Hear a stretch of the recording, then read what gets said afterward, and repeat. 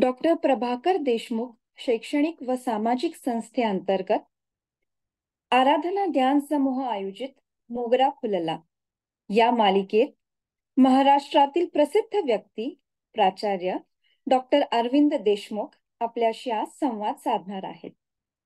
ते आपल्याशी प्रज्ञाचक्षू संत श्री गुलाबराव महाराज यांच्याविषयी बोलणार आहेत व मी त्यांची ओळख करून देत आहे. खरे तर मी त्यांची ओळख करून देणे म्हणजे एका काजव्याने सूर्य दाखवल्यासारखं आहे. असो, डॉक्टर देशमुख यांना संत श्री गुलाबराव महाराजांच्या विचार वैभवाचे वैश्विक योगदान या विषयाकरिता आचार्य ही पदवी प्राप्त झाली आहे. ते अनेक अभ्यास मंडळ, शिष्यवृत्ती समिती, शिक्षण केंद्र यांचे सदस्य आहेत. अनेक संस्थांचे अध्यक्षपद भूषविले आहे. अनेक समितीवर मार्गदर्शकाची भूमिका ते पार पाडतात. विविध मासिकांचे संपादन केले आहे. विविध विषयांवर लेखनही त्यांनी केले आहे. त्यांना अनेक पुरस्कारांनी सन्मानित केले गेले आहे. त्यांनी महाराष्ट्रात सर्वत्र विविध विषयांवर व्याख्यानेही दिली आहेत. असे हे तेजोमय ज्ञानसूर्य डॉक्टर अरविंद वसंतराव देशमुख यांना मी अतिशय नम्रपणे विनंती करते की त्यांनी आपले व्याख्यान सुरू करावे. धन्यवाद. नमामि सद्गुरुं शांतम सचितानंद विग्रहम पूर्ण ब्रह्म परानंदम ईशम आळंदी वल्लभम माधुर्य रस कल्लोलाम शिवशक्ती करूपिणे अमृतानुभवार्थाय वंदे ज्ञानेशनंदिनी गुरुभक्ती स्वरूपाय विशुद्ध ज्ञानमूर्तये भक्तिमार्ग प्रदीपाय स्कंददासाय ते नमः. डॉक्टर प्रभाकर देशमुख शैक्षणिक व सामाजिक प्रतिष्ठान मुंबई अंतर्गत आराधना ध्यान समूह द्वारा आयोजित मोगरा फुलला या कार्यक्रमांतर्गत आपणा सर्वांशी भेटण्याची, संवाद साधण्याची संधी मला मिळाली, याबद्दल मला व्यक्तिशः अतिशय खूप आनंद आहे. या संस्थेच्या सन्माननीय पदाधिकारी आदरणीय खापर्डे मॅडम आणि आपण सर्व मान्यवर, आज या ठिकाणी आपण भारताच्या, महाराष्ट्राच्या आणि एकंदर जगाच्या संत परंपरेतील संत श्री गुलाबराव महाराजांच्या कार्याचं, जीवनाचं चिंतन करणार आहोत. ही गोष्ट सर्वमान्य आहे की संपूर्ण जगामध्ये अत्यंत मोठी संत परंपरा आपल्या भारत देशाला प्राप्त झालेली आहे. आणि आपल्या भारत देशाचा आपण जेव्हा विचार करतो तेव्हा या भारत देशामध्ये अशा प्रकारची ज्येष्ठ आणि श्रेष्ठ संत परंपरा आपल्या महाराष्ट्राला प्राप्त झालेली आहे. नवे नवे महाराष्ट्रामध्ये माऊली ज्ञानदेव महाराज आणि संतश्रेष्ठ तुकाराम महाराज यांच्या नामाचं स्मरण हा एक अद्भुत प्रकारचा मंत्र झालेला आहे. आपण ते जाणता, ज्ञानदेव तुकाराम. या संपूर्ण संत मालिकेमध्ये आपल्याला कदाचित कल्पना असेल किंवा आज या निमित्ताने या प्रतिष्ठानच्या या प्रयत्नातून आपल्याला ज्या जीवन कार्याची ओळख होणार आहे त्या संत श्री गुलाबराव महाराजांचं जे स्थान आहे ते अतिशय विलक्षण आहे, मोठं आहे, अद्भुत आहे. नवे नवे मी माझ्या अल्पशा अध्ययनाच्या आधारे त्याबद्दल विस्ताराने जेव्हा व्याख्यान करतो तेव्हा थोडासा उहापोह करून, पण आज संक्षेपानं, कारण की आपण अत्यंत सर्व सुज्ञ, जाणकार आणि अत्यंत अभ्यासू, साधक, उपासक मंडळी आहात. आपल्याला संकेत मात्र पुरेसा आहे. मी त्यामध्ये कुठलाही अभिनिवेश न ठेवता असं एक छोटंसं प्रतिपादन, पण अत्यंत भावपूर्ण प्रतिपादन करण्याचा प्रयत्न करतो की या संपूर्ण महाराष्ट्राच्या संत परंपरेला माऊली ज्ञानदेवांपासून तर समर्थ रामदास स्वामी तुकाराम महाराजांपर्यंतची जी संत परंपरा आहे, या संत परंपरेला आलेलं एक अत्यंत सुंदर फळ म्हणजे संत श्री गुलाबराव महाराज. नवे नवे या संपूर्ण संत परंपरेचा परिपाक म्हणजे संत श्री गुलाबराव महाराज. नवे नवे पुढील संत परंपरेची सुरुवात म्हणजे संत श्री गुलाबराव महाराज. याचं कारण असं आहे की संत श्रेष्ठ तुकाराम महाराज आणि समर्थ रामदास स्वामी यांच्यानंतर महाराष्ट्राची ही संत परंपरा आता थांबली की काय असं वाटत असताना गेल्या शतकामध्ये या संपूर्ण संत सभेचं पुनर्जीवन संत श्री गुलाबराव महाराजांच्या रूपानं झालं.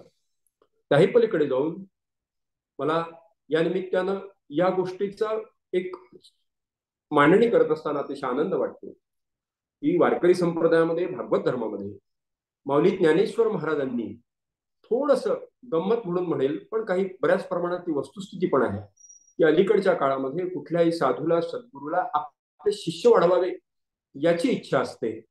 माऊलींनी शिष्य वाढवण्याचा प्रयत्न केला नाही. माऊलींनी आपले शिष्य करण्याच्या ऐवजी समोरच्या 18 पगड जातीच्या विविध भक्तांना संतपदालाच पोचून टाकलं. आणि म्हणून संत श्री गुलाबराव महाराज देखील म्हणतात की मला जी काही योग्यता प्राप्त झाली ती कोणामुळे प्राप्त झाली असेल तर ती केवळ माऊली तुमच्यामुळे प्राप्त झालेली आहे. त्यांचा फार गोड अभंग आहे. ज्ञानदेवा तुम्ही मज दिली जी स्थिती नाही कोणाप्रती ज्ञानातीची. बाकीचे कदाचित मला विचारतात, थोडस आपण जरा आता फ्लॅशबॅक मध्ये जाऊ की 1881 ला जन्म, जुलै महिन्याची तारीख इंग्रजी तारखेप्रमाणे, तिथीप्रमाणे दशमी, आषाढी एकादशीच्या अगोदरच्या दिवशीची दशमी. त्यावेळेला आजही महाराष्ट्रामध्ये अमरावती जिल्हा आणि अमरावती जिल्ह्यामधल्या चांदूरबाजार तालुका म्हणजे माधान छोटस गाव आहे. तिथे महाराजांचं बालपण गेलं आणि माधानपासून अमरावती 40 किलोमीटर आणि अमरावतीवरून एक साधारण 20-25 किलोमीटर लोणी टाकली, अजून पुन्हा छोटस खेड आहे. तिथे महाराजांचा आपल्या आजोळी म्हणजे आईच्या माहेरी जन्म झाला. आणि 1881 ला महाराजांचा जन्म आणि केवळ 9 महिन्याचे असताना डोळ्यात डोळे आल्याचं निमित्त झालं, डोळ्यात चुकीचं औषध टाकलं गेलं आणि कायमचं अंधत्व प्राप्त झालं. म्हणून आपण शीर्षकामध्ये उल्लेख केलेला आहे प्रज्ञाचक्षु. संत श्री गुलाबराव महाराजांचं चरित्र अनेकांनी लिहिलेलं आहे. मुळातलं चरित्र जे आहे ते त्रिपुरवार आदरणीय. आत्ता ज्यांचा उल्लेख केला आणि माझ्यासाठी जे परम आदरणीय आहेत, आमच्या संपूर्ण कुटुंबाचे जी सद्गुरू परंपरा आहे, गुलाबराव महाराजांचे उत्तराधिकारी वेदांत केसरी बाबाजी महाराज पंडित यांचे आदरणीय नातू आदरणीय रामदादा पंडित यांचंही विलक्षण अधिकार संपन्न लिखाण आहे.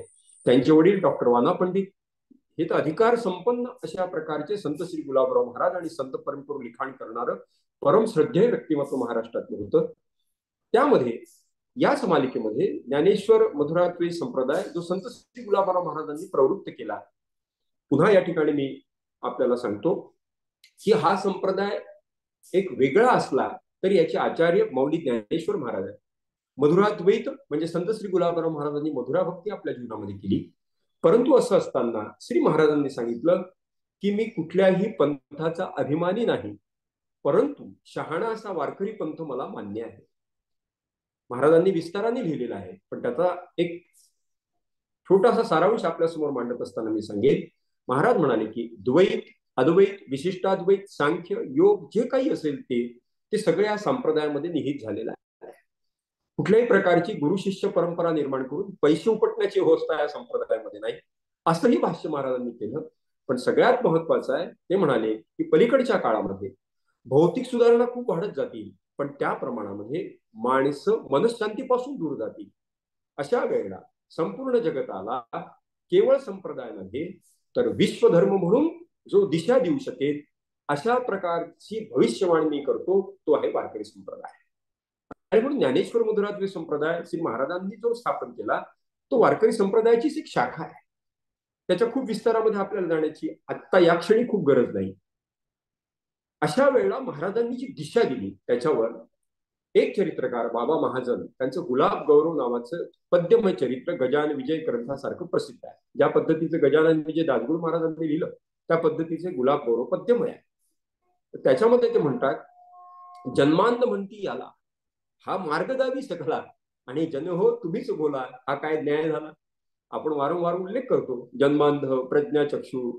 त्याच्यावर फार सुंदर टिप्पणी त्या चरित्रकारांनी केलेली आहे. महाराष्ट्रातले एक अजून अद्भुत संत चरित्र आहे, आपल्याला बहुधा ते माहित असेल, देव, देश आणि धर्म यांची एकत्रित मांडणी काळाला अनुसरून करणारे वंदनीय राष्ट्रसंत तुकडोजी महाराज. त्यांनी आपल्या ग्रामगीतेमध्ये म्हटलंय, संत गुलाबराव बालांध त्यांच्या जीवाग्री शास्त्र वेद हे संचितची सिद्ध नवे प्रारब्ध तुकाचे. खूप पुन्हा विस्तार करणार नाही. आपण माऊलींकडे ज्ञानेश्वरीच्या 6व्या अध्यायामध्ये माऊलींनी फार सुंदर भाष्य केलेलं आहे. माऊली असं म्हणतात, तैसी दशेची वाट न पाहता वैसेच्या गावा न येता बाळपणीच सर्वज्ञता वरी कया. ज्या प्रकारे सूर्योदय झाल्यानंतर मग वेगळ्या पद्धतीनं प्रकाश पडण्याची वाट पाहावी लागत नाही. अगदी त्याच पद्धतीने माऊली असं म्हणतात की जो योगभ्रष्ट पुरुष असतो तो जेव्हा देह धारण करतो तेव्हा बाळपणीच सर्वज्ञता त्याला माळ घालते. त्याला मग प्रौढपणाची वयस्करपणाची दशा प्राप्त व्हावी किंवा त्यांच्या गावाला आता आपल्याला जावं लागेल असं होण्याची गरज पडत नाही. हे मूर्तिमंत वर्णन ज्यांना लागू पडतं असे संत श्री गुलाबराव महाराज. याचं कारण असं आहे मंडळींनो, आपण लक्षात घ्या की त्यावेळेला अलीकडच्या काळात ज्या ज्या गोष्टी आपण मानवी जीवनातल्या प्रगतीतल्या फार मोठ्या अडचण म्हणून मानतो त्यापैकी बहुजन समाजामध्ये जन्म, परमसद्य स्वामी गोविंद देवगिरी महाराज राम जन्मभूमी न्यासाचे कोषाध्यक्ष यांनी अत्यंत संक्षिप्त पद्धतीने म्हणजे ऍट ए ग्लान्स श्री संत श्री गुलाबराव महाराजांचं चरित्र वर्णन केलेलं आहे. मला असं वाटतं वेळेच्या एकंदर मर्यादेमध्ये येण्यासाठी मी फक्त त्याचा एक धावता उल्लेख जरी केला तरी आपल्यापैकी बहुतांश लोकांना महाराजांच्या पैलूचा एक थोडासा स्पर्श होऊन जाईल. एक एक त्या सूत्रावर जर विवरण करायला गेलो तर वेळ लागेल, म्हणून फक्त उल्लेख करतो. त्यांचे शब्द आहेत: वेदांचे वैभव जगा दाविण्यासाठी माधुर्य भक्तीचे गीत घेऊन ओठी ज्ञानेश्वर कन्या भूमीवरी अवतरली विश्वात समन्वय पहाट आता फुटली. विश्वात समन्वय पहाट आता फुटली म्हणजे महाराजांनी धर्म समन्वयाचा विचार दिला आहे. कुणब्या घरी घेऊन जन्म जगद्गुरु आला या बालांधाचा प्रकाश जगती भरला फेडित सहजची अनोळखी शास्त्रांची होत असे अंधहा काठी विज्ञ जनांची. काय सुंदर शब्द आहेत तू बघा. आता वेगवेगळे जे शास्त्र आहेत ते महाराजांना प्रार्थना करतात की तुमच्या मुखातून व्यक्त करून आम्हाला पावन करा. होत असे अंधहा काठी विज्ञ जनांची पाहुनी जयाला धर्मा भरत्या. महाराज असं म्हणाले की या सृष्टीमध्ये धर्माचा अत्यंत निर्विकार पद्धतीने विचार करणारा आणि मरताना देखील तोंडाने धर्म सुचूनच मरेल अशा प्रकारचा माझा वाण आहे. पाहुनी जयाला आर्य धर्माची मांडणी महाराजांनी संपूर्ण जगासमोर केली. 600 वर्षांचं जे मोगलांचं साम्राज्य आहे आणि 150 वर्षांचं जे ब्रिटिशांचं साम्राज्य आहे त्याच्यामध्ये आपण लक्षात घ्या की मोगलांनी सगळ्यात महत्वाचं असं आहे की आमच्या परमपवित्र माता भगिनींच्या चारित्र्यावरच घाला घातला होता आणि तो शस्त्राच्या बळावर. आणि इंग्रजांनी हेतुपुरस्सरपणे आमचे विचारच मुळातून बदलून टाकण्याचा प्रयत्न केला. शास्त्रावर त्यांनी आघात केला. आपण सगळेजण त्याचे संदर्भ जाणतात. याच्यातून बाहेर पडून जगामध्ये आर्य धर्मच हा श्रेष्ठ आहे आणि जगातील जितके म्हणून धर्म झालेले आहेत ते अत्यंत योग्य आहेत, पवित्र आहेत, महनमंगल आहेत, ईश्वराकडे जाणारीच ती मार्ग आहेत. परंतु मुळातल्या आर्य धर्म 3000 वर्षापूर्वी जगामध्ये फक्त आर्य धर्म होता, कृणवंतो विश्वमार्यम, आणि याच्या एकेका अंगावर काळाच्या ओघामध्ये अधिकार तैसा करूपदेश त्या त्या लोकांकरता त्या त्या धर्माची निर्मिती झालेली आहे. मुळात आर्य धर्म आहे हे सांगणारेच ते महाराज.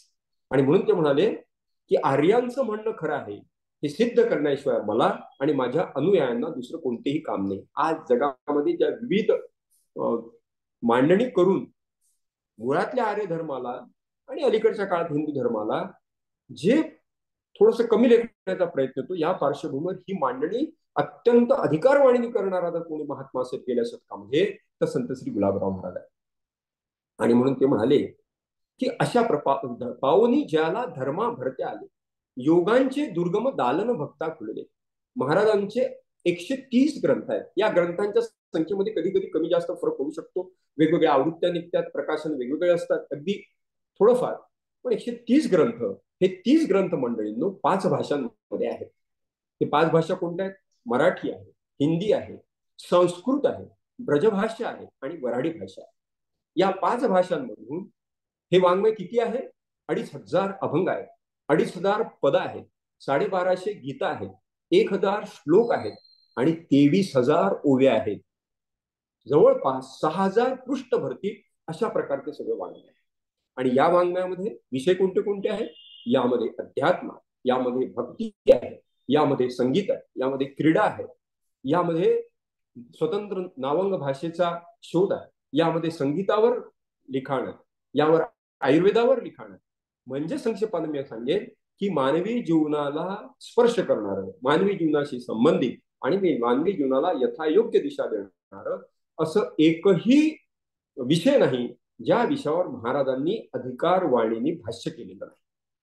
स्वतंत्र नावंग लिपीचा त्यांनी शोध लावला.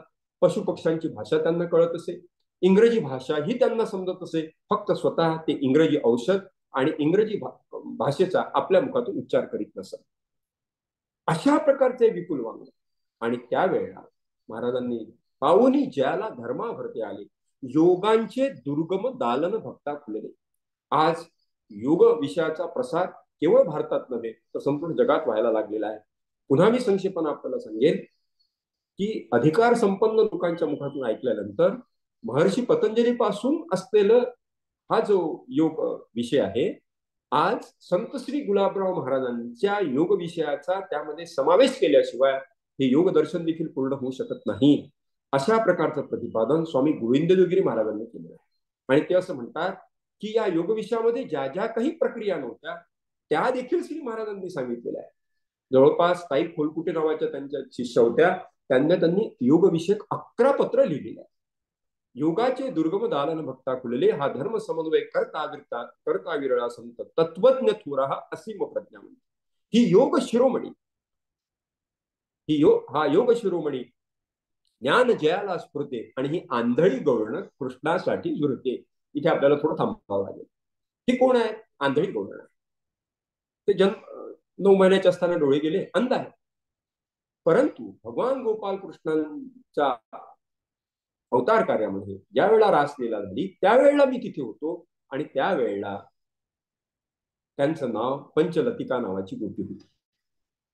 आणि म्हणून ते आपल्या जीवनामध्ये सांगतात की भगवान शंकर माझे पिता आहेत, पार्वती माझी माता आहे, उमा माता शिवपिता, पती कृष्ण भगवान श्रीकृष्ण हे माझे पती आहेत, पती कृष्ण राधिकाद्या. आणि ते पती असल्यामुळे राधिकादीच्या सगळ्या गोपिका आहेत त्या माझ्या भगिनी आहेत, राधिकाद्या भगिन्यो गोपिका. पण अशा प्रकारचा आपला संपूर्ण पारमार्थिक नातेसंबंध त्यांनी मानला. आणि दुसरा सगळ्यात त्यांच्या जीवनातलं सगळ्यात महत्वाचं सार जर काय असेल, त्यांचं सगळा प्राण जर काय असेल, त्यात फक्त ज्ञानेश्वर माऊली, फक्त ज्ञानेश्वर माऊलींविषयीची निष्ठा, ज्ञानेश्वर माऊलींविषयीचं प्रेम, ज्ञानेश्वर माऊलींविषयीची श्रद्धा. बस हे जर समजून घ्यायचं असेल तर कधीतरी संत श्री गुलाबराव महाराजांच्या चरणांपर्यंत आम्हाला जावं लागतं. जगी भाग्यवान जे भजली या श्रीचरणा, ज्ञानेश्वर त्यावर अपार करतील. ते जगाला सांगतात की तुम्ही मला जी स्थिती दिली ना, लोकांना आश्चर्य वाटतं. ते विचारतात मला की ही स्थिती तुम्हाला कशी प्राप्त झाली. पण ते पलीकडे असं म्हणतात की किती सोपं आहे, तुमची जर कृपा झाली तर काय अशक्य आहे. आणि तुम्ही किती काय तुमचं अंतःकरण, तुम्ही येणाऱ्याची विद्वत्ता पाहत नाही, त्याची जात पाहत नाही, त्याचं लिंग पाहत नाही, आणि अदलं मधलं त्याला काही देत नाही. त्याला थेट काय देतात, त्याला सरळ कैवल्याचं दान करतात. आणि म्हणून तुम्हाला म्हटलं जातं कैवल्य साम्राज्य चक्रवर्ती.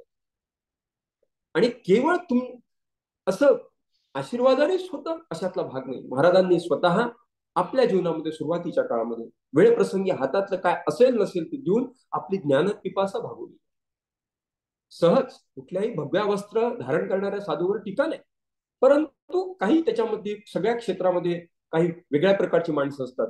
काही भगवी माणसं पोटार्थी म्हणून वेगवेगळ्या ठिकाणी फिरतात संत बनून, पण भगवी वस्त्र धारण करता डोक्यावर पुस्तकांची आणि ग्रंथांची पेटी घेऊन गावगाव फिरणारा महात्मा, आणि मेल त्या सुशिक्षित माणसांकडून आपल्या जवळचं काय असे वेळ प्रसंगी हातातील कडं देऊन देखील त्याच्याकडून ते वाचून घ्यावं आणि ते समजून घ्यावं, अशा प्रकारची विलक्षण ज्ञान पिपासा असणारा महात्मा आज तरुणांचं देखील ज्ञानार्जनाच्या बाबतीतलं रोल मॉडेल होऊ शकतो, झालं पाहिजे. इतकी प्रचंड. म्हणून ते असं म्हणतात, एकच वाक्य आपण घेऊ की तुमचं प्रारब्ध जर अनुकूल असेल आणि तुम्ही प्रयत्न केला नाही तरी तुमचं प्रारब्ध हे पंगू बनतं. आत्यंतिक प्रयत्नवादाचं टोक म्हणजे परमार्थ. अनुकूल प्रयत्नांशिवाय अनुकूल प्रारब्ध देखील पंगू बनतं. आणि म्हणून केवळ मनाचं संतुलन साधण्याकरता जर कोणता शब्द असेल तर तो नशीब आहे. माझ्या शिष्याने जोडे शिवलेले मला चालतील, परंतु तो कधीही निरुद्योगी आळशी बसलेला मला कदापि आवडणार नाही. हा हा हा त्यांचा विचार आहे, प्रत्यक्ष कर्माचा कार्याचा विचार आहे. आणि म्हणून असं सगळं वाचन केल्यानंतर पण 1901 मध्ये ते आळंदीला गेले.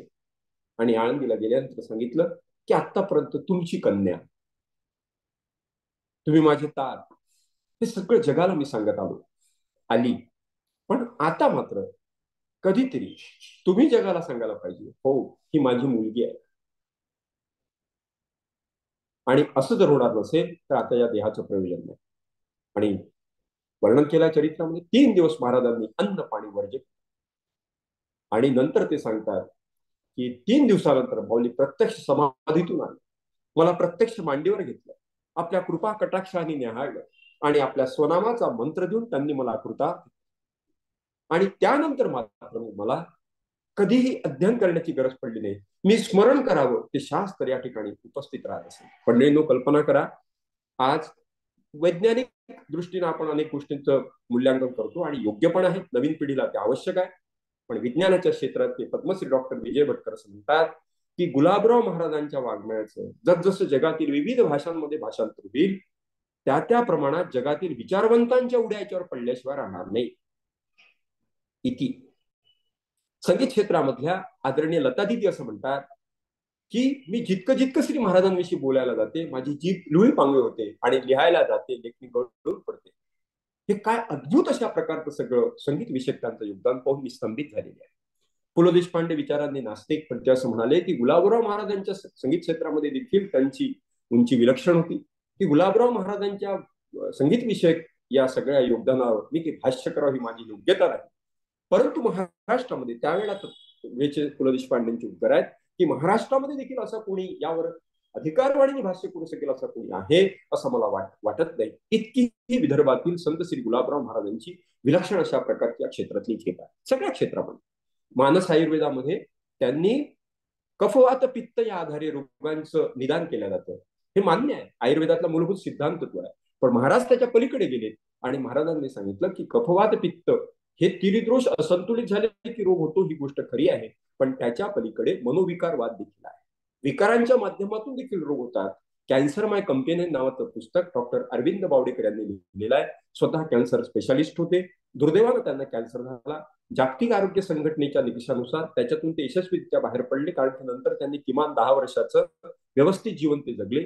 त्यांनी त्या पुस्तकामध्ये कॅन्सर माझा संगातीमध्ये असं म्हटलंय की मला नेमकं कोणत्या कारणामुळे कॅन्सर झाला हे मला काही कळलं नाही, परंतु स्वतः डॉक्टर अरविंद बावडेकरांनी त्याच्यानंतर निष्कर्ष काढलाय की मनामध्ये असलेल्या विकारांचा यामध्ये समावेश आहे. या निष्कर्षापर्यंत मात्र मी आलेलो आहे. हे अलीकडच्या काळात डॉक्टर अरविंद बावडेकरांसारख्या ज्येष्ठ कॅन्सर तज्ज्ञाचं म्हणणं आणि 100 वर्षापूर्वी आयुर्वेद कफवात पित्ताच्या नंतर मनोविकारातून आजारांची निर्मिती होते हे सांगणारे संत श्री गुलाबराव महाराज. आणि त्याचवेळी महाराजांनी हे सांगितलं देखील की मनोनिग्रहाने देखील आजारांवर मात करता येते. आता या सगळ्या गोष्टींची इतका आपला सगळ्यांचा सूक्ष्म अभ्यास आहे की विस्तार करण्याची गरज नाही, आपण समजू शकता.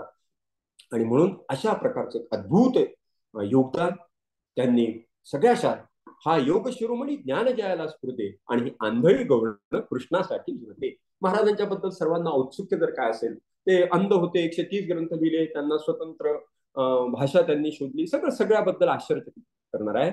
पण त्यांचा हा जो माधुर्य भाव आहे, आता आपण सर्वजण जाणता की माधुर्य भक्ती करण्याचा अधिकार सगळ्यांना नाही आहे. संत श्रेष्ठ तुकोबारायांचं वचन आहे, अधिकार तैसा करू उपदेश. ज्याचा जसा अधिकार असेल त्या पद्धतीने संत महात्मे त्याला उपदेश करत असतात.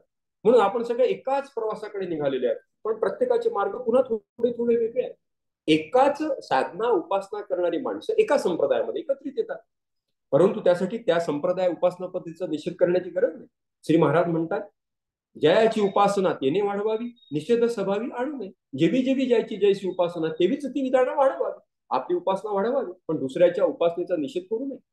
परंतु सगळ्या शेवटी मात्र या वैदिक परंपरेमध्ये सगळ्यांना यावं लागेल आणि इथूनच त्याच्या आत्मकल्याणाचा मार्ग आहे हे देखील सांगायला महाराज विसरलेले. महाराजांची आजच्या सामाजिक सगळ्या वातावरणामध्ये सगळे विचार एकंदर सगळ्यांना समजतील, सगळ्यांना पसतील, मानवतील या दृष्टीनं मी एक छोटासा घटक या नात्यानं मला असं वाटतं की ते कठीण असेल, परंतु पलीकडचा सगळा सहस्त्रकाचा विचार केला, चिरकाल या पृथ्वीवरच्या मानव जीवनाचा विचार केला, तर कधीतरी महाराज असं म्हणतात की एक वेळ अशी येईल की ज्या वेळेला लोक माझे ग्रंथ डोक्यावर घेऊन नसतील.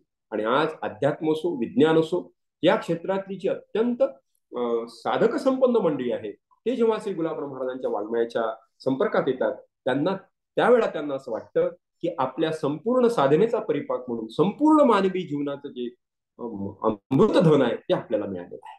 आणि म्हणून ही आंधळी गोडी या नात्याने की पूर्वावतार त्यांचा गोपीचा होता, पंचलतिका नावाची गोपिकी, म्हणून ते वेळ प्रसंगी श्रीवेश धारण करत असत, मंगळसूत्र धारण करत असत. अर्थात या ठिकाणी आपल्याला कल्पना आहे की ज्याला आत्मज्ञान प्राप्त झालेलं आहे त्यालाच फक्त मधुरा भक्तीचा अधिकार आहे. म्हणून महाराजांच्या संप्रदायामध्ये देखील मधुरा भक्तीचा अधिकार, ती उपासना कोणाला नाही आहे.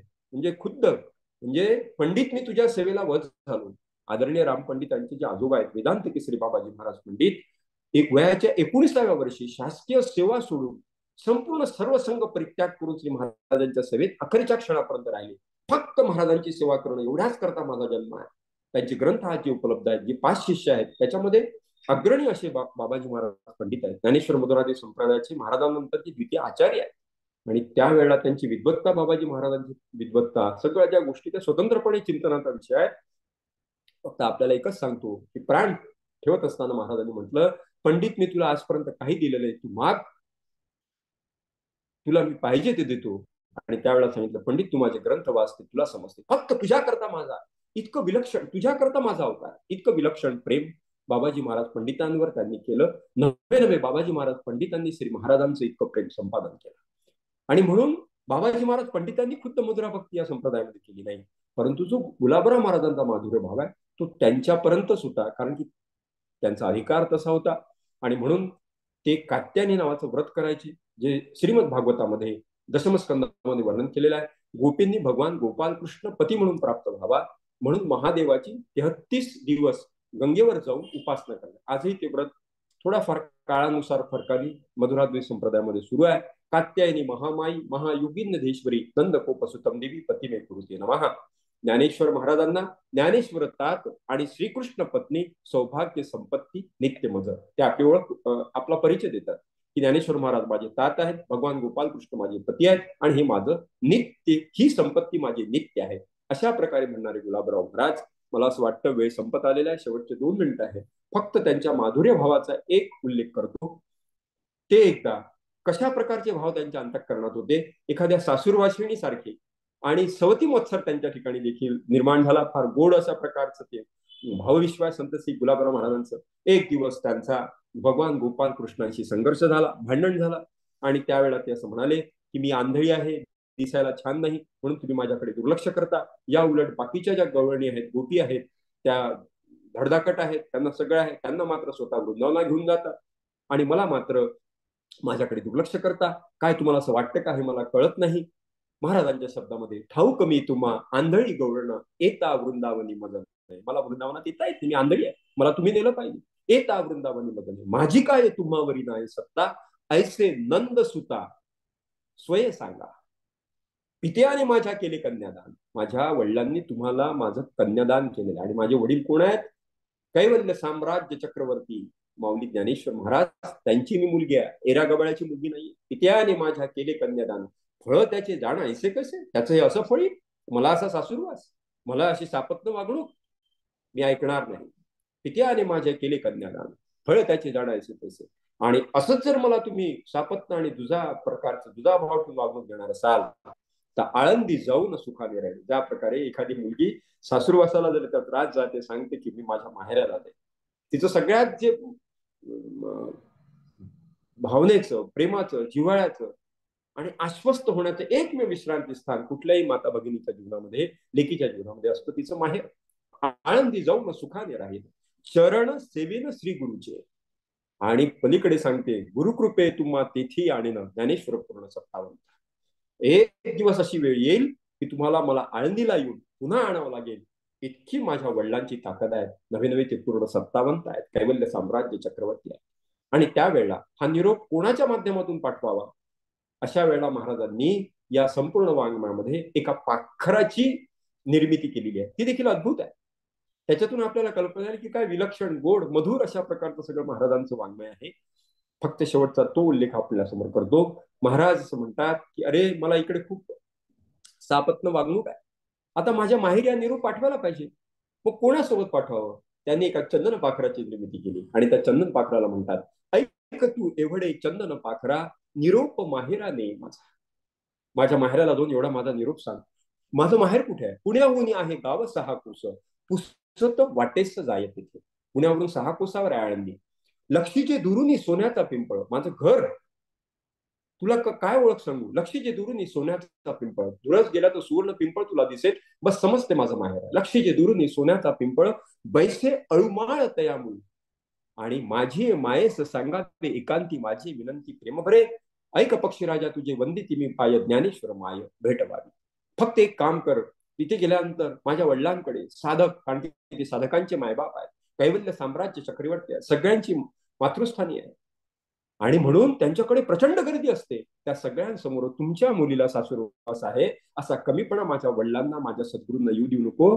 त्यांना इतक्या व्यस्ततेमध्ये देखील थोडं एकांतात सांगणं, माझी मायेस सांगावे एकांती, माझी विनंती प्रेम भरे, ऐक पक्षी राजा तुझे वंदिते मी पाय, ज्ञानेश्वर माय भेटवावी. फक्त माझ्या मायेला, माझ्या आईला माझा निरोप सांग आणि माझ्या आईशी माझी भेट करून दे, एवढ्या करता मी तुझी पाय वंदिते. हा त्यांचा भाव. आणि म्हणून ते म्हणाले की सगळ्यात शेवटी की माऊली, मी तर माझ्या स्वतःच्या बळावर तुमच्याकडून माझा उद्धार करून घेईन, परंतु ज्यांनी ज्यांनी माझ्यावर विश्वास श्रद्धा व्यक्त केलेली आहे, तुम्ही आपल्या प्रतापाने माझ्या अगोदर त्यांचा उद्धार करा. फक्त एवढंच मागणं त्यांनी ज्ञानेश्वर माऊलींना संपूर्ण जीवनात मागितलं. त्यांच्या शब्दात परिजया वाटे माझाची आधार, तयांचा उद्धार आधी किजे, आपुल्या प्रतापे उचलून उजे, माझे आधी किजे भवज्जन, माझ्या अगोदर त्यांचा उद्धार करा. एवढंच मागणं संत श्री गुलाबराव महाराजांनी माऊलींना तुमच्या माझ्या सगळ्यांकरता मागितलं. त्या दृष्टीने महाराजांची कृपा आशीर्वाद आपल्याला प्राप्त व्हावे, या दृष्टीनं आपल्या जीवनामध्ये आपल्याकडून मार्ग साधना उपासना देखील त्यांनी करून घ्यावी, अशा प्रकारची प्रार्थना करतो. आणि सन्माननीय खापर्डे, देशमुख खापर्डे मॅडम आणि आपल्या सर्व मान्यवरांना धन्यवाद देत असत परमादरणीय रामदादांना सादर नमस्कार करून या माझ्या या ठिकाणच्या वाणीला विराम देतो.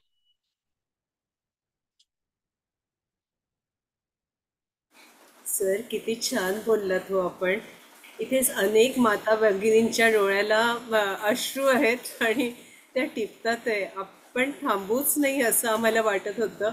आणि संत गुलाबराव महाराजांचा आपल्याला आशीर्वाद आहे की ते आपल्याकडून असं इतकं ओघवतं आणि इतकं सुंदर बोलवून घेत होते की मला माझ्यासारखंच, बरोबर आपल्याला सगळ्यांना जर विंडोज दाखवलं तर आपण थम्सअप करू शकता की खूप सुंदर. बघा, सगळ्यांपर्यंत आपण पोहोचू शकता की सगळे हात दाखवतात ते की आपण थांबवूच नाही सर. असा हा क्षण आमच्या आयुष्यात आलेला आहे आज. तर सर, मी सगळ्यांच्या वतीनं आपल्याला विनंती करते की आपल्याला पुन्हा पुन्हा इथं यायचं आहे आणि संत गुलाबराव महाराजांचं जे जीवनचरित्र आहे ते आम्ही आपल्याकडून असंच समजावून घेणार आहोत. शोभाताईंना विनंती करते की शोभाताई आपण आभार प्रदर्शन करावं आणि त्याच्यानंतर आपण एक 20 मिनटं ध्यान घेऊ आणि पुन्हा तुमचा सरांशी संवाद होऊ देत. श्रोत्याचा वक्त्याशी संवाद व्हावा ही इच्छा असते. तर पुढचे 10-15 मिनटं आपण सरांशी बोलू शकता. सर, आपल्याला वेळ आहे ना? म्हणजे ऐकू. Thank you sir, thank you very much. शोभाताई. आराधना ध्यान समूहाच्या विनंतीला मान देऊन आपण आला, याबद्दल आम्ही सर्वजण ऋणी आहोत आणि या ऋणातच राहू इच्छितो. आम्ही नेहमी आपल्या विवेचनाचा लाभ व्हावा. ज्ञानेश कन्या संत श्री गुलाब महाराज चरणी कोटी कोटी नमन. आपल्या लाभ होत राहावा यासाठी खूप खूप प्रार्थना करते आपल्याला. सुरुवातीलाच मी माऊली असे संबोधले. खरे तर प्रज्ञाचक्षु संत गुलाब महाराज हे ज्ञानेश्वर माऊलींना आपले जे हेच मानायचे की हे माऊली म्हणजे सर्वस्वच आहे. तद्वतच महाराजांना माऊली म्हणणे आपले सर्वस्वच होते. आपण सांगितल्याप्रमाणे 18 पगड जातीतील परंपरा गुलाब संत गुलाब महाराजांनी दिलेले आहे. त्यांचा जन्म 1881 म्हणजे 19व्या शतकातच अगदी झालेले आहे. आणि त्यांच्या डोळ्यात चुकीचे औषध घातले गेल्यामुळे त्यांना असे अंधत्व प्राप्त झालेले आहे. परंतु त्यांचे ते सगळे म्हणजे असे जन्मता त्यांना सर्व सिद्धी प्राप्त झालेल्या असल्यामुळे त्यांचे कार्य आपण पाहतच आहोत. आपण सांगितल्याप्रमाणे भौतिक साधन वाढतील ह्या युगामध्ये, परंतु मानसिक समाधानापासून लोक दूर जातील. त्याचप्रमाणे 6व्या अध्यायामध्ये सूर्योदयाचं उदाहरण आपण दिलेलंच आहे. की ह्या अशा एक व्यक्ती जन्माला येतात की ते जन्मापासूनच सगळं काही सिद्धी घेऊन आलेले असतात. त्यांना प्राप्त झालेले अध्यात्म, भक्ती, संगीत, शिक्षण, भाषा हे सगळे अवगत होते आणि त्यांचा व्यासंग पण खूप मोठा होता. त्यांनी कर्मसिद्धांताचे खूप छान उदाहरण दिलेले आहे की आपलं जे आपल्याला सगळ्या गोष्टी अनुकूल असेल तरी पण आपण आपलं कर्म करतच राहायला पाहिजे. कर्मे इशू भजावा अशा स्थिती त्यांनी सांगितलेली आहे. तसेच मनोविकार आणि मनोनिग्रह जर कॅन्सरच्या बाबतीत हे आपण सांगितलेले आहे की मनोविकार जर असेल तर त्यातून कॅन्सरची उत्पत्ती होते. तसेच बरं करण्यासाठी मनोनिग्रह जर आपले मनोनिग्रह चांगला असेल तर आपण त्यातूनही तरून जातो.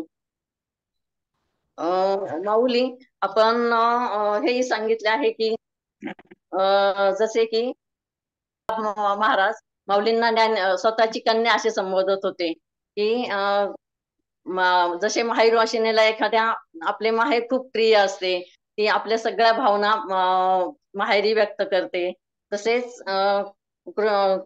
कृष्णाला म्हणजे स्वतःला त्यांना असे वाटले की आपले पती कृष्ण हे आपल्याला थोडस हे करतायत, दुर्लक्ष करतायत. तर हे मी माझ्या वडिलांना म्हणजे माऊलींना सांगेल. हे खूप छान उदाहरण दिलेले आहे. खूप भावविश्व प्रकट झालेलं आहे.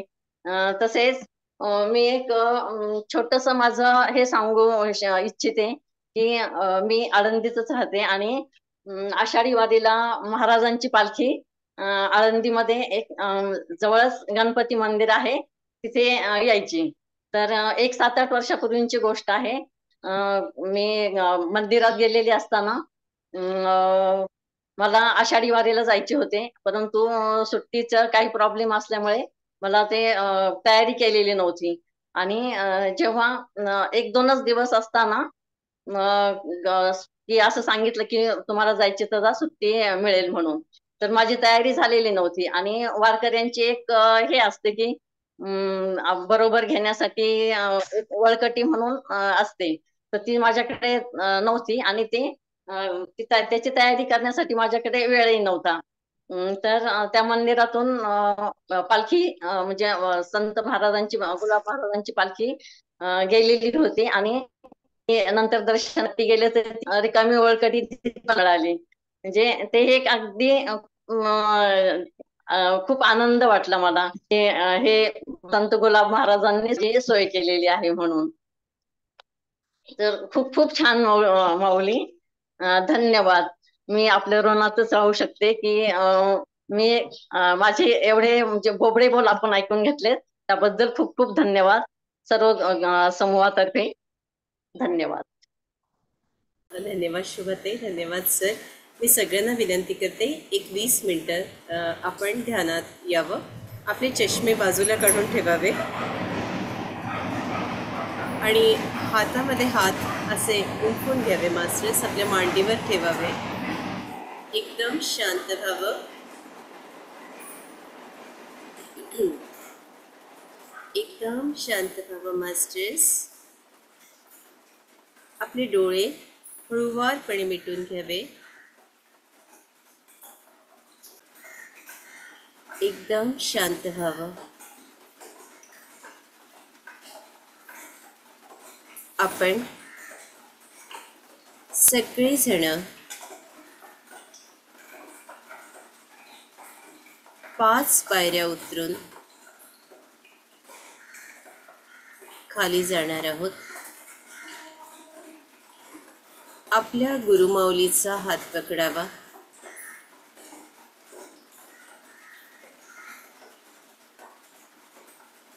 पाच, 4, 3,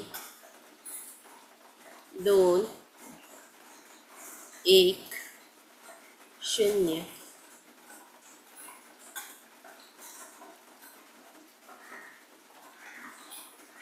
आपण प्रज्ञाचक्षु संत गुलाबराव महाराजांच्या जो मठ आहे अमरावती येथे, तिथे आलो आहोत.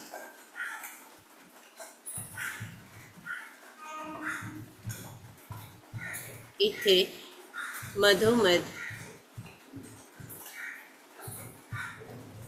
संत गुलाबराव महाराज, ज्ञानेश्वर माऊली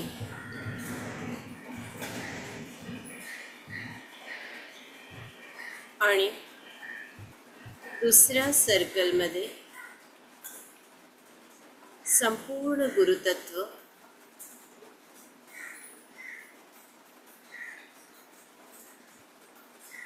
तिसऱ्या सर्कलमध्ये आपण बसला आहात.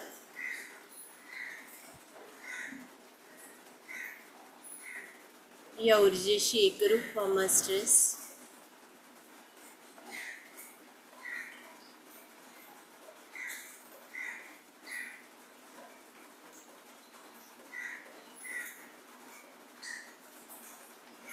या संपूर्ण ऊर्जेशी आपण एकरूप व्हावं.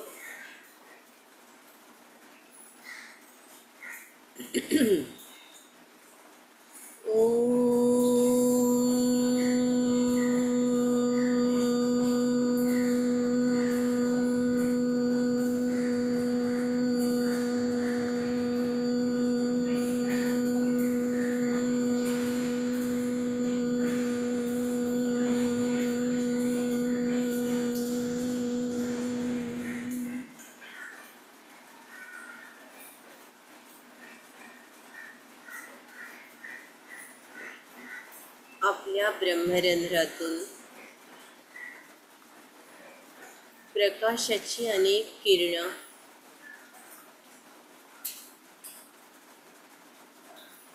आणि या जागेतून मिळणारे आशीर्वाद आणि ऊर्जा प्रवेश करते. कृपया ताठ बसावं.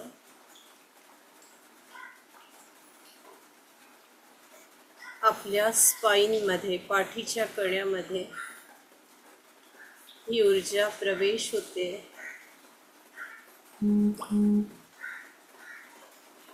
या ऊर्जेचा प्रवेश होतोय मास्टर्स. इतकी प्रचंड ऊर्जा आहे आज की मला बोलणंही कठीण जात आहे. कृपया कनेक्ट व्हावं.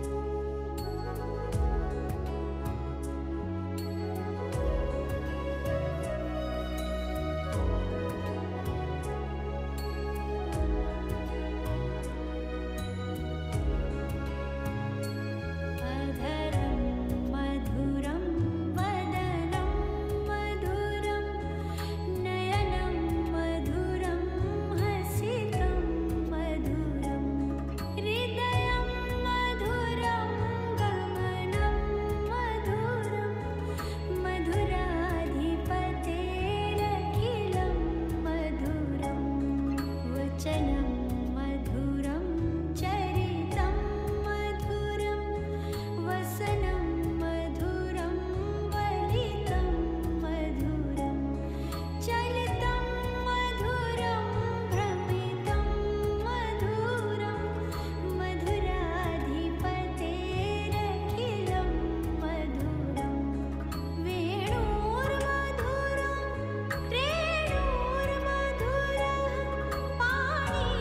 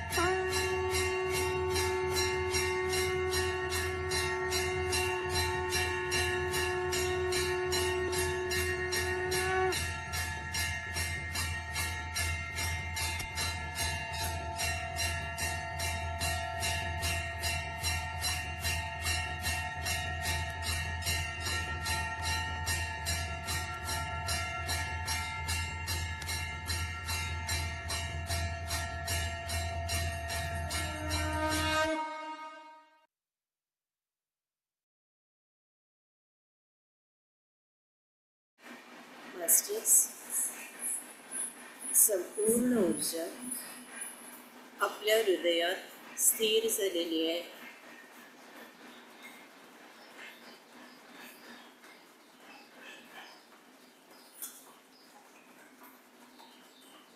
आपल्या आईवडिलांना दंडवत प्रणाम,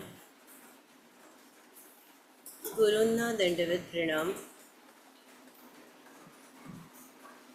ज्यांना आवाहन केलं होतं ते प्रज्ञाचक्षू संत गुलाबराव महाराज, संपूर्ण गुरुतत्व संत ज्ञानेश्वर माऊली, या सगळ्यांना या समूहाच्या वतीनं दंडवत प्रणाम करते. आपल्याला विनंती करते, चेतनतेकडे यावं. आपले दोन्ही हात सुंदर डोळ्यांवर 5, 4, 3, 2, 1, 0. या विश्वाला आशीर्वाद द्या मास्टर्स. या विश्वाचं कल्याण होतंय. सगळे ध्यानी, ज्ञानी आणि शाकाहारी झाले आहेत. सगळे शेतकरी, शेतमजूर, कामगार, कारागीर, सैनिक, इथल्या स्त्रिया, मुली, गाई वासरं, पशुपक्षी, धरणी माता सुरक्षित आहे, आनंदित आहे. सगळ्यांचं कल्याण होत आहे. आम्ही सगळे सुरक्षित आहोत. कल्याणमस्तु, कल्याणमस्तु, कल्याणमस्तु. तथास्तु, तथास्तु, तथास्तु. मी आपल्याला सगळ्यांना प्रणाम करते आणि आपण कृपा करून हँड रेज करावे, म्हणजे सरांशी आपल्याला बोलता येईल.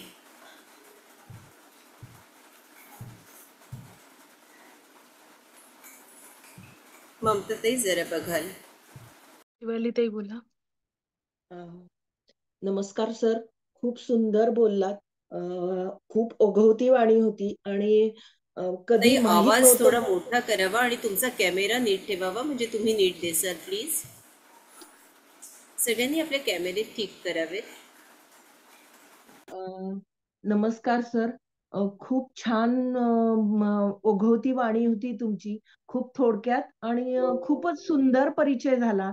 माधुर्य भाव कसा असावा, आई वडील आणि वडिलांचा जो आपल्याला वारसा येतो त्याचा किती अभिमान असतो, ते इतकं सुंदर कळालं. म्हणजे अगदी शब्दातीत वाटलं मला लेक्चर. तुम्ही परत परत यावं आणि परत परत तुमच्या तोंडून गुलाबराव महाराजांबद्दल आम्हाला ऐकायला मिळावं अशी इच्छा व्यक्त करते. खूप खूप धन्यवाद सर.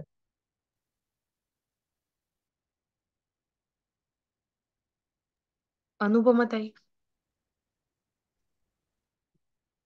देशमुख सर नमस्कार. अत्यंत रसाळ व सुंदर ओघवती वाणी. आम्ही तन्मय होऊन गेलो सगळं ऐकताना. आणि खरंच मला हे यातलं काही माहिती नव्हतं. इतक्या अद्भुत गोष्टी आहेत.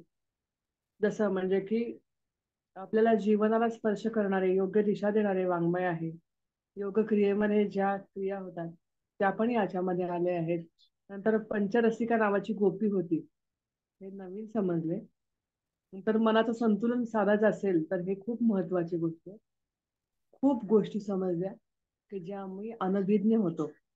नंतर मानवी जीवनाचं सार्थक करायचं असेल तर हे किती महत्वाचं आहे. आणि काही काही जण हे सिद्धी घेऊनच जन्मतात. नंतर कर्मसिद्धांताचे पण आपण सुंदर उदाहरण दिले. आणि मनोनिग्रह चांगला असेल तर आपण सगळ्यामधून तरून जातो, हे आपण खूप छान पद्धतीने सांगितलं. खूप खूप धन्यवाद सर, खूप खूप धन्यवाद. पुन्हा पुन्हा या आणि आम्हाला या सगळ्या अद्भुत गोष्टी सांगा सर. धन्यवाद अनुपमा. सर, ऑस्ट्रेलियावरून ममता आणि ममताची मुलगी बघा, आपल्याला लहानशीच आहे अगदी, मला वाटतं 3-4 महिन्याची, आणि शांतपणे आपल्याला ऐकते. याच्यासारखं दुसरं दृश्य नाही.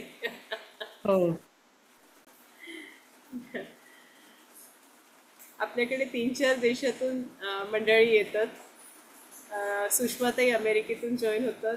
मला वाटतं सुजाताताईंचा मुलगा कॅनडातून जॉईन होतो, बरोबर? बोला ताई, राधिकाताई. आणि जयंत ओक सर आलेत का? कारण ते मला मध्येच दिसले कुठेतरी, उद्याचे गेस्ट. हां हां सर, नमस्कार. आत्मवंदन राधिकाताई बोला. ताई, खूप छान सांगितलं देशमुख सरांनी. मधुरा भक्ती खूप सुरेख सांगितली. आणि आपण डोळे उघडूनच भक्ती केली पाहिजे. खरंच ही खरीच गोष्ट आहे की आपण असं डोळे झाकून भक्ती करतो, पण त्यांनी इतकं छान म्हणजे अंध असूनही ते म्हणजे इतकं छान म्हणजे त्यांचं हे असेल ना की मी आणि ना ह्या गोष्टी ज्या ज्या आहेत ना की ते मंगळसूत्र घालत होते वगैरे किंवा काय जे आहे ते म्हणजे आपण ह्या समाजामध्ये ना वेगळेपणा असला ना की खूप त्रास होतो. पण मग त्या गोष्टी पण वेगळ्या असतात. ते जे करतात ते त्यांच्या ह्याच्यानुसार असतं. पण मग ते म्हणजे खूप छान सांगितलं. धन्यवाद भाऊ, धन्यवाद. सुषमाताई. मी सुषमा पोखरकर. गुलाबराव महाराजांच्या बद्दल खरंच खूप अनमोल माहिती मिळालेली आहे. आणि तुम्ही जो त्यांच्या महाराजांच्या पैलूंचा स्पर्श होण्यासाठी आम्हाला प्रयत्न केला, तो खूप आम्हाला भावला. की महाराज डोक्यावर पुस्तकांची ग्रंथांची पेटी घेऊन गावोगावी फिरणारे युवकांचे प्रेरणास्थान होते महाराज. त्यांचं मनोविकारांमुळे आजारांची निर्मिती आणि मनोनिग्रहांमुळे आजारपणांवर मात करता येते. ह्या गोष्टींचं खूपच भावलं. आणि परत माधुर्य भाव, महाराजांचा माधुर्य भाव खूप इतक्या सुंदररित्या तुम्ही वर्णन केलात की कैवल्य साम्राज्ञ चक्रवर्ती ज्ञानेश्वर माऊली त्यांचे परमपिता, श्रीकृष्णापती आणि ते माहेर, हक्कांनी त्यांचा तो कृष्णावरती रागवण्याचा आणि प्रेमाने माहेरी ज्ञानेश्वर माऊलींच्या चरणी आपली तक्रार मांडण्याचा भाव, माधुर्य भाव खूप भावला. खूप छान. धन्यवाद सर. तुमचं माईक सुरू करा.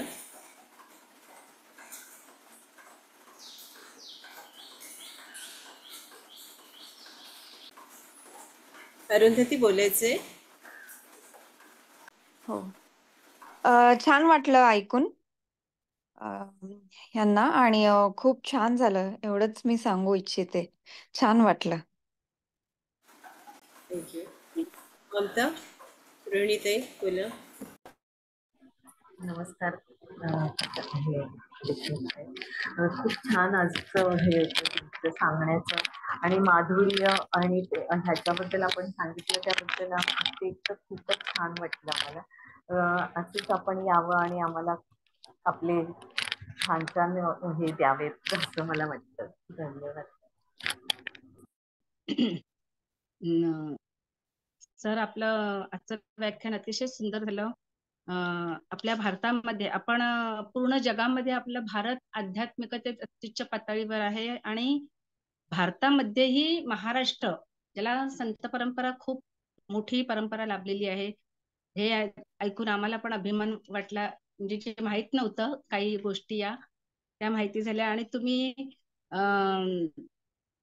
सूर्योदयामुळे जसा प्रकाश म्हणजे आपोआपच मिळतो, आपल्याला कुठे शोधावा लागत नाही, तसंच संत श्री गुरु माऊलीमुळे, गुलाबराव माऊलींमुळे आपल्या ह्या पूर्ण धर्माचा, आर्य धर्माचा जो महत्व त्यांनी उद्धृत केलं, तर ते एकदम अप्रतिम. म्हणजे आपल्याला असं कळून चुकलं की आपला आर्य धर्म, जो मूळ धर्म, आपण आता नंतर आपण त्याला हिंदू धर्म आपण म्हणतोय, तर तोच आपला मूळ आहे. आणि त्याच्यातूनच इतर सर्व धर्म निर्माण झालेले आहेत, हेही माहिती झालं.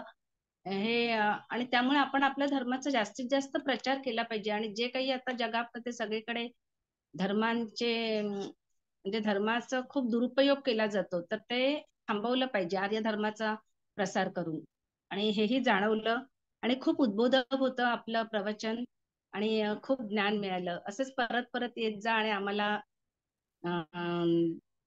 गुलाबराव, संत श्री गुलाबरावांबद्दल अधिकाधिक माहिती देत राहावी अशी मी तुम्हाला विनंती करते. धन्यवाद. कोणाला बोलायचे अजून? गुरुदादा. एकदम छान पद्धतीने सांगितलं बऱ्याचशा गोष्टी. आपल्याला या सेशन्स मध्ये ज्या सांगितल्या जातात विद्वान व्यक्तींकडनं ते आपल्याला आत्मसात करायला पाहिजे असं वाटतं. धन्यवाद. धन्यवाद दादा. जयंत ओक मला वाटतं इथे आलेत. नमस्कार सर, कसं वाटलं आपल्याला? जर ऑडिओ सुरू करून बोलता येत असेल तर बोलावं. देशमुख सरांना ऐकायला उद्याचे गेस्ट आपले आले. नमस्कार. मी गुलाबरावांबद्दल खूप सुंदर पद्धतीने विवेचन केलेलं ऐकलं, मन प्रसन्न झालं. हे सगळे संत आहेत, त्यांनी जे करून ठेवलेलं काम आहे ते यावत चंद्र दिवा करो कायम टिकणार आहे. जसा लताबाईंचा आवाज कायम टिकणार आहे तसंच या संतांनी केलेलं कार्य त्या ऊर्जेवरच आपण तग धरून आहोत असं मला वाटलं. आणि त्याची योग्यता तेवढी आहे म्हणूनच ते शक्य आहे. उद्याला मी जे बोलणार आहे त्या संदर्भात 2 शब्द आधी सांगतो. मी संत परमहंस वगैरे कोणीही काहीही नाही. मी या रस्त्यात जाणारा एक पॅसेंजर मध्ये बसलेला एक प्रवासी आहे. पण नामस्मरणाशिवाय पर्याय नाही. जेव्हा रुचलं, पटलं, वाटलं म्हणून मी या मार्गाला लागलो. मी 74 साली खरा अनुग्रह घेतला, पण आत्ता कळायला लागलं नामस्मरण म्हणजे काय. तर त्या नामस्मरणाबद्दलचे गोंदवलेकर महाराज ज्यांच्याकडनं मला शिकायला मिळालं आणि त्यांचं अस्तित्व मला जाणायला लागलं त्या संदर्भात मी उद्याला बोलणार आहे. कारण त्यांच्यापासून मला जी अनुभूती मिळाली ती मी आज या क्षणाला काय जगतोय ते सांगायची माझी इच्छा आहे. आणि अतिशय सुरेख विवेचन ऐकायला मिळालं त्याबद्दल खूप आनंद व्यक्त करतो आणि आपली रजा घेतो. धन्यवाद. नमस्कार. धन्यवाद सर. धन्यवाद देशमुख सर. आपण पुन्हा यावं अशी अगदी नम्रपणाने प्रार्थना करते आणि आपली रजा मागते. Thank you sir. Thank you very much. जय श्रीराम. भेटूया. सर आपला ऑडिओ सुरू करावा प्लीज.